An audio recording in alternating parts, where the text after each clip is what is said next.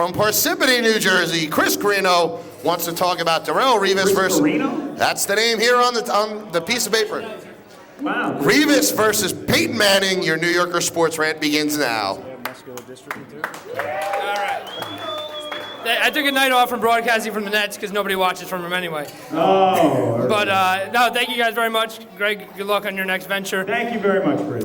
Pleasure. As far as Snickers and Schnooky and all that stuff, I've been to a lot of clubs. I've never seen a girl do backflips. And do you remember that episode in the mini when she was in a mini dress and she did the backflips with a mini with a thong? I mean, she's like an Oompa Loompa to begin with. She's like 4 foot nothing. So you're telling and me she's you doing punched her in the backflips. face too? That's horrible. No, I would have got. He just said he said he was going to punch her in the face. I would have had my girlfriend punch her in the face. That's what I would have done. But anyways, no.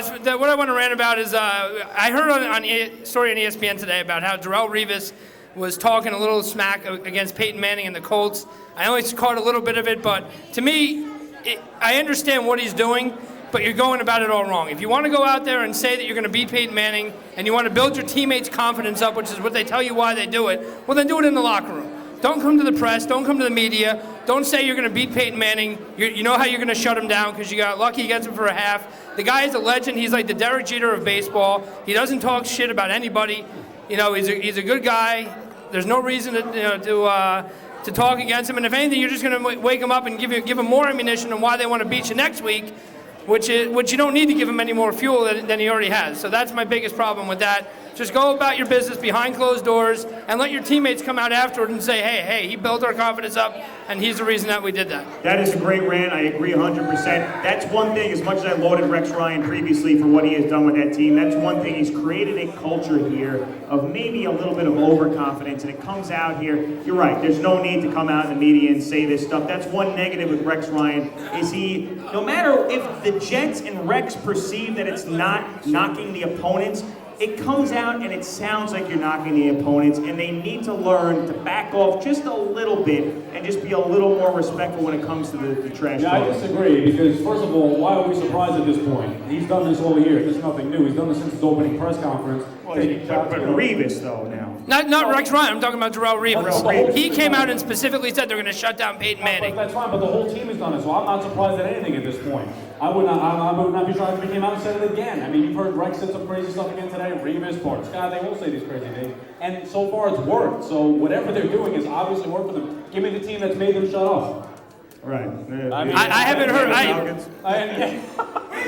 Rex Ryan came out. He says it in kind of a jovial, funny way. Reeves coming straight up and saying they're going to shut down Peyton. You won't hear Rex Ryan says, "I hope Peyton Manning doesn't play." That's a funny kind of jovial thing. But Peyton, saying you're going to shut down the greatest quarterback of our time. Rex Ryan came out in an early interview with Mike before the season started, saying how he is not going to bow down and kiss Bill Belichick's rings. I don't know if there's a bigger guy that you can take on in the NFL than Bill Belichick. He went right to that guy and cut him off, and they beat him the first time they played him. Absolutely. And obviously, they're still standing, and the Patriots are not. So to me, I don't find the problem what Rex is doing as long as you back it up. Now, if he didn't, he's going to have major egg on his face. But to this point, and they're in the AFC Championship game, they don't. So I find it hard to argue with that. And I will, what you said earlier about how the Jets have to make sure that they value where they're at, because you never know what's going to happen. I mean, Dan Marino gets to the Super Bowl his rookie year, never gets back there again. You have to definitely value where they're at. They're not playing with house money anymore. They're playing for a Super Bowl, and they need to take this as serious because they may not get back here again. Right, well, we'll see. That is a great rant. That's one of the better ones we've had tonight. Thank you. He got his point out. Right. Good back and forth, little debate. So that was English. that was very, very good. Yes, English is a key here on the New Yorker Sports Rant.